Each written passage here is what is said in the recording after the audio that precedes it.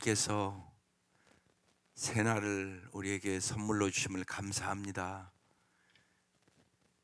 이 아침도 주께서 우리의 눈을 열어 주의 법의 기이함을 보게 하여 주시고, 날마다 주님을 온전히 믿음으로 소망 가운데 주님이 주시는 그 사랑으로 살아갈 수 있도록 도와주옵소서. 우리에게 무엇보다 성령의 충만함을 허락하여 주시고, 성령님께서 우리의 생각도, 우리의 눈도, 우리의 입술도, 우리의 손과 발도 주장하여 주옵소서. 예수님 이름으로 기도드립니다. 아멘. 오늘 말씀 창세기 10장입니다.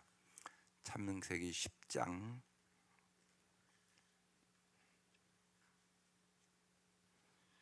길은 32절까지 말씀이기 때문에 그냥 말씀을 읽으면서 설명을 드리겠습니다.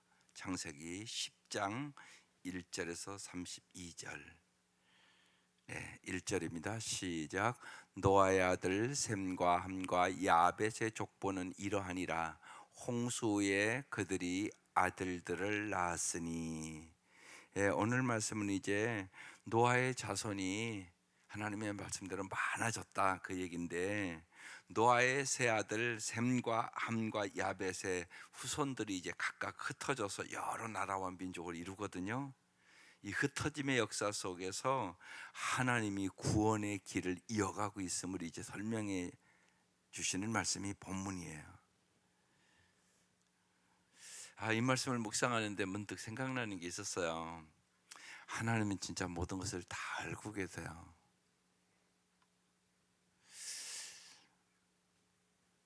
제가 그때가 중학교나 고등학교 다녔을 때 같아요. 어머니랑 교회를 갔는데 우리 교회 기도를 많이 하시는 조 권사님이라는 분이 있으셨어요. 근데 그분이 이 말씀을 가지고, 그분이 예언의 은사를 받고 그런 분이었어요. 근데 그분이 이 말씀을 가지고 제 인생을 얘기하는 거예요. 그 생각이 문득 났어요. 셈과 함과 야벳이 있듯이 너희들에게 여러 가지 형제가 있는데 네가 셈과 같이 될 것이라고. 무슨 소리가 저는 전혀 몰랐습니다. 근데 돌이켜 보니까 그렇게 됐어요. 그러면서 네가 가장 하나님 앞에 복을 받을 것이라고 그 얘기를 해주셨거든요.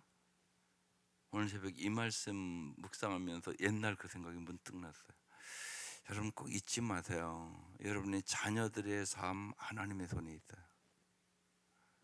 하나님이 다 알고 계세요. 그 중에서 제일 중요한 것은 뭐냐? 정말 하나님을 잘 믿는 게 제일 중요한 일이에요. 이걸 여러분 확실하게 깨달으세요. 세상 것 다 아니에요. 이동원 목사님 아들이 이제 암으로 갔거든요. 이동원 목사님 그러셨어요. 자기를 돌아볼 때 자기 아들이 믿음 생활을 잘하는 것보다 미국에 유학 가서 공부 잘하고 세상으로 출세하는 것을 더 좋아했던 것을 회개했다고. 내가 목사로서. 여러분도 그런 게 지금 여기 있을 수 있단 말이에요. 세상 것 잘 되는 것을 믿음 생활 잘하는 것보다 더 소중히 여기는 부모들이 많다고요, 제가 보기에는요. 오늘 이 시간 여러분의 마음속에 혹시나 그것 있으면 회개하시라고. 세상 것이 다 아니라고. 믿음 생활 잘하는 것이 제일 중요한 일이라고. 그 생각이 났어요. 여기 셈, 함, 야벳을 보면서 셈이 이제 셈의 가족에서 아브라함의 자손과 메시아가 탄생하는 거거든요. 그러면서 이제 이름들이 쫙 있어요. 먼저 이제 야벳의 후손, 이제 세 아들 중에 이제 셋째부터 오늘 본문이 기록되어 있어요. 2절 시작. 야벳의 아들은 고멜과 마곡과 마대와 야완과 두발과 메섹과 디라스요. 3절 고멜의 아들은 아스 그나스와 리밧과 도갈마요. 4절 야완의 아들은 엘리사와 달시스와 기띔과 도다님이라. 5절 이들로부터 여러 나라 백성으로 나뉘어서 각기 언어와 종족과 나라대로 바닷가의 땅에 머물렀더라. 예, 야벳의 후손, 오늘로 얘기하면 이들이 이제 유럽 쪽으로 갔다, 그런 얘기하는 것입니다. 오늘날 말씀으로 해석하면. 그 다음에 이제 함의 후손에 대한 말씀입니다. 6절 함의 아들은 구스와 미스라임과 붓과 가나안이요. 7절 구스의 아들은 스바와 하윌라와 삽다와 라마와 삽드가요. 라마의 이름은 스바와 드단이며. 8절 구스가 또 니무롯을 낳았으니 그는 세상의 첫 용사라. 그가 여호와 앞에서 용감한 사냥꾼이 되었으므로 속담에 이르기를 아무는 여호와 앞에 니무롯같이 용감한 사냥꾼이로다 하더라. 그의 나라는 시날 땅의 바벨과 에렉과 악갓과 갈레에서 시작되었으며 그가 그 땅에서 아수르로 나아가 니느웨와 르오보딜과 갈라와, 여기서 잠깐 보고 갈게요. 여기 보세요. 아수르, 니느웨, 르보딜, 갈라, 이런 지금 것이 나왔어요.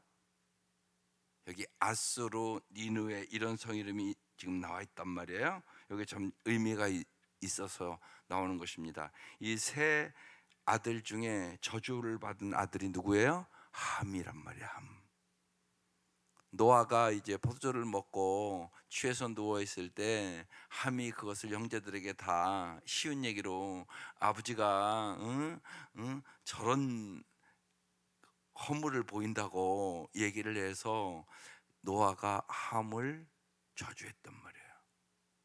그래서 지금 이런 이제 말씀들이 나오는 거예요.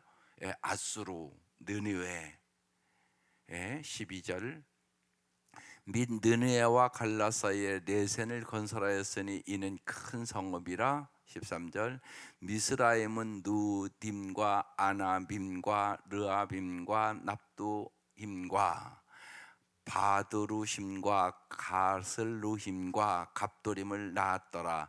가슬루힘에게서 보세요, 블리셋이 나왔더라, 이렇게 써 있어요. 블레셋은 언제나 이스라엘 백성과 언제나 싸우는 민족이에요.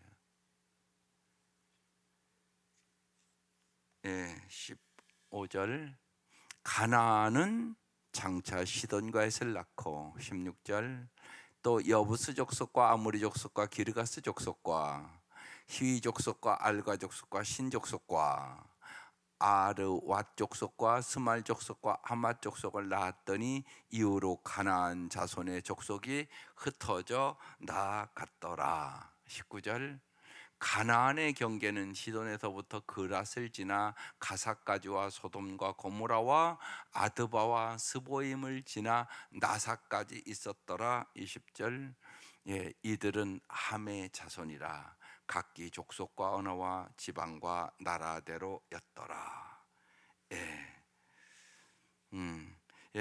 이 자손들은 오늘날로 얘기하면 아프리카로 갔다는 얘기예요. 쉬운 얘기로 아프리카로 갔다. 그 얘기입니다. 그 다음에 셈의 후손. 21절 셈은 에벳 온 자손의 조상이요 야벳의 영이라. 그에게도 자녀가 출생하였으니 셈의 아들은 엘렘, 아수로, 아르박삭, 룻과 아람이요.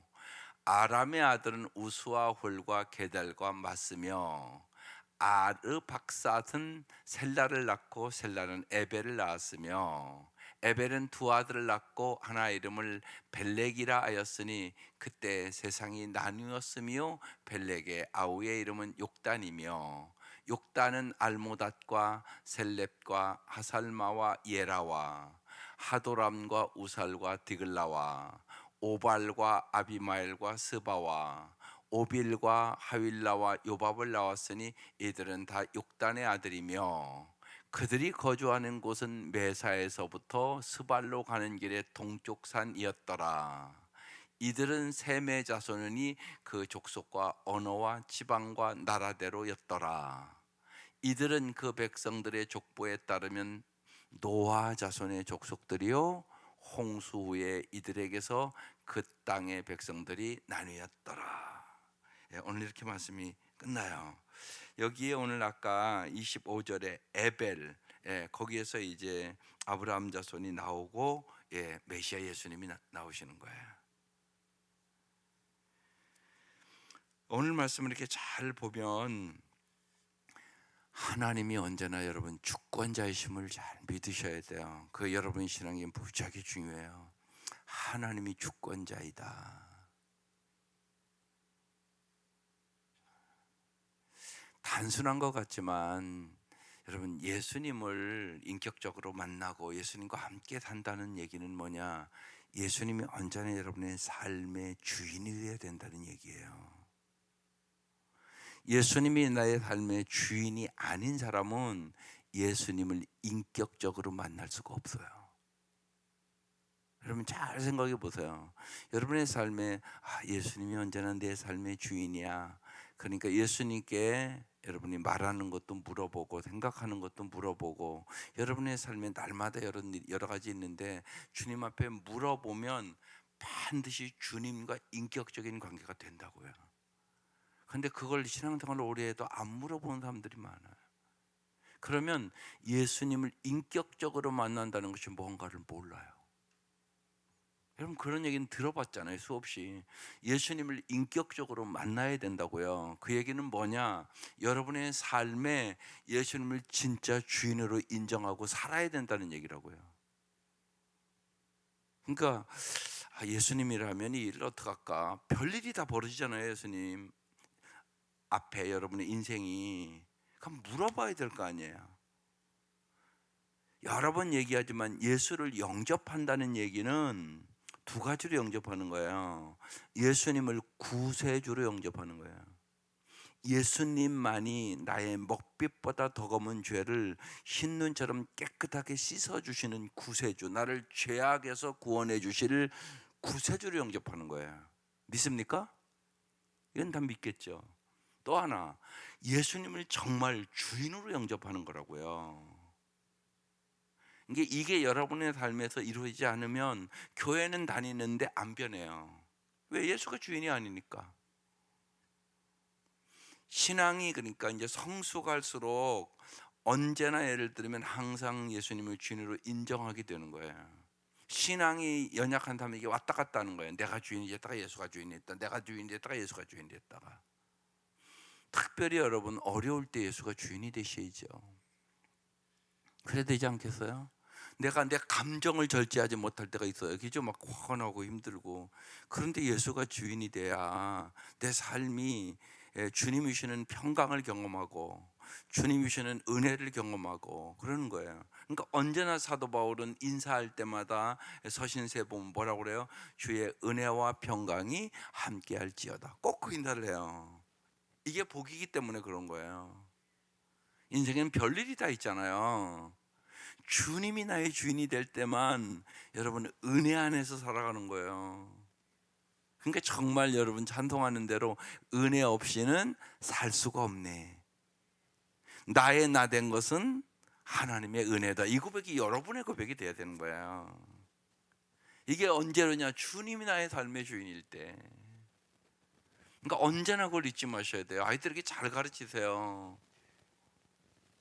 예수를 영접하면 예수는 내 안에 계시다고요. 그래서 요한계시록 3장 20절에 말씀하잖아요. 내가 문 밖에서 문을 두드린다. 네가 문을 열면 내가 네 마음속에 들어갈게. 그래서 너와 함께 먹고 마시고 살아줄게. 살아주겠다는 말씀이에요. 그 말씀이. 그러니까 주님과 함께 진짜 사셔야 된다고요. 그래서 잘 살려면 나는 죽고 예수로 살아야 된다고요. 갈라디아서 2장 20절 말씀을 붙잡고 사셔야 된다고요. 내가 그도와 함께 십자가에 못 박혔나니 그런즉 이제는 내가 산 것이 아니요 내 안에 그도께서 사신 것이라. 이 말씀 붙잡고 사셔야 되는 거예요. 예. 그리고 아이들에게도 자꾸 가르치셔야 돼요. 그거요. 예수님이라면 어떻게 하실까? 묻는 훈련. 예수님이라면 이럴 때 어떡할까? 내가 화가 났을 때 예수님이라면 어떡할까? 내가 이걸 어떻게 해야 될까 잘 모르겠네. 예수님, 이런 때 어떻게 하는 게 좋지요? 이렇게 자꾸 물어봐야 된단 말이에요. 왜 말씀을 날마다 읽고 여러분이 이렇게 아침에 이렇게 말씀을 보냐? 이 말씀이 그때 생각나요. 그래서 믿음은 들음에서 나며 들음은 그리스도의 말씀으로 말미암는 거예요. 왜 자꾸 말씀과 기도로 무장하라고 얘기를 하냐? 그때 성령께서 말씀이 생각나게 해줘요. 그래서 올바른 선택을 하게 되는 거예요. 여러분, 말씀대로 선택하여 승리하는 거예요. 그래서 우리에게 말씀을 주신 거예요. 베드로가 밤이 맞도록 수고를 했어요. 그런데 고기를 못 잡았어요. 예수님께서 말씀하시는 거예요. 깊은 데에 가서 그물을 던지라. 그런데 베드로의 생각은 이해되지 않는 거란 말이에요. 베드로가 평생 어부잖아요. 예수님은 목수잖아요. 근데 젊은 목수가 와가지고 자기 평생 동안 그물 던져 고기 잡은 거기 인간적으로 알면 누가 더 잘 알겠어요. 근데 지금 다 그물을 걷어놓고 얼마나 피곤하겠어요. 밤새도록 수고를 했는데, 근데 다시 깊은데 그물을 던져라. 갈등이 있지 않았겠어요? 근데 성경에 뭐라고 써 있어요? 말씀에 의지하여 내가 그물을 내리리이다. 그러면서 말씀에 의지하여 그물을 던지거든요. 근데 그물이 찢어지도록 고기가 잡혀요. 근데 베드로가 그때요 막 고기 많이 잡아서 좋다 그렇게 안 하잖아요. 주여, 나는 죄인이로소이다, 나를 떠나소서 그러잖아요. 예수님이 그 순간 누군가 아는 거예요. 그리고 그날 베드로의 인생이 바뀌어요. 베드로에게 그래, 내가 이제 사람을 낚는 어부가 되게 하리라. 인생이 바뀌는 거예요. 말씀을 의지하여 그물을 내리는 건 이렇게 중요한 일이에요. 주님이 우리의 주인이 되어 주실 때 주님은 말씀해 주시는 거예요. 인도해 주시는 거예요. 우리에게 성령을 보내주신 이유도 거기에 있는 거예요. 성령은 우리를 주님의 말씀으로 가르쳐 주시는 분이 돼요. 우리를 주님의 말씀으로 인도해 주시는 분이에요. 그러니까 성령은 진리의 영이에요. 성령 충만, 예수 충만이에요. 이해가 되셨죠? 그래서 저기 중요해요. 특별히 아이들에게 예수님이라면 어떻게 하실까 끊임없이 물어보는 훈련을 시키세요. 예수님은 어디 있냐? 네 마음 안에. 예수를 영접했다면 내 안에 예수 있는 거예요. 그 예수님과 자꾸 인격적인 교제를 나누는 법을 배워가야 되는 거예요. 그러니까 주의 음성을 잘 듣는 분이 있고 주의 음성을 못 듣는 분이 있단 말이에요. 그러니까 주의 음성을 잘 듣는 훈련을 해야 되는 거예요. 여러분, 사람도요 이렇게 만나서 얘기를 하잖아요. 경청을 잘하는 사람이 있고 못하는 사람이 있다고요. 앉아 있는데요 서로 얘기를 해요. 그런데 쉬운 얘기로요, 저 사람 말을 내가 잘 들어야지. 듣는다는 것은 귀로만 듣는 게 아니에요. 표정으로도 듣고요, 이렇게 몸짓으로도 듣고 그러는 거예요. 표정을 보면 저 사람이 지금 어떤가 표정에 다 나타나 있잖아요. 그것도 듣는 거라고요. 귀로만 듣는 게 아니라고요. 그러니까 경청을 잘하는 사람이 있고, 둘이 앉아서 얘기하는데 내가 무슨 얘기할까 내 생각만 하고 있는 사람도 있다고요. 그 사람은 경청할 줄을 모르는 거예요. 경청을 잘하는 사람은 그래서 마음까지 읽는 거예요. 저 사람이 마음이 힘들어서 얼굴이 저렇게 찡그려져 있구나. 저 사람이 얼마나 상처가 많으면 저렇게 얘기를 할까. 이것까지 보는 거란 말이에요. 하나님과 우리의 관계도 마찬가지라고요. 말씀을 볼 때 그래서 뭘 봐야 돼요?